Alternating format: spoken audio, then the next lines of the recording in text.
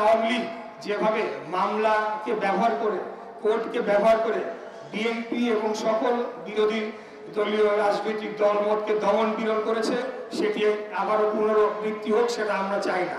অতএব আমি এটা বলতে চাচ্ছি যে আওয়ামী লীগকে ভোট দিয়েছে অথবা আওয়ামী লীগের সাথে বন্ধুত্ব ছিল বা সম্পর্ক ছিল, কিন্তু আওয়ামী লীগের ফ্যাসিবাদী কর্মকাণ্ডের সাথে যুক্ত ছিলেন না, এরকম ব্যক্তিরাও যাতে হয়রানির শিকার না হয় সেটা আমরা নিশ্চিত করতে চাই। আমার এই কথাটা বলার পেছনের উদ্দেশ্য কিন্তু আপনাদেরকে শুধু আমি ভোটের আগে এসে আপনাদের ভোট নিয়ে যাওয়া না।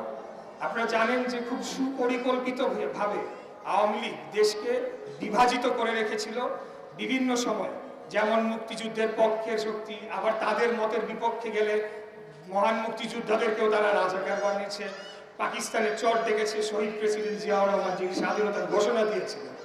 এইভাবে রাষ্ট্রকে বিভাজিত করে রাখলে আমাদের জন্য আগামী দিনে একটি শক্তিশালী উন্নত রাষ্ট্র হিসেবে গড়ে তোলা বাংলাদেশকে অসম্ভব হয়ে পড়বে।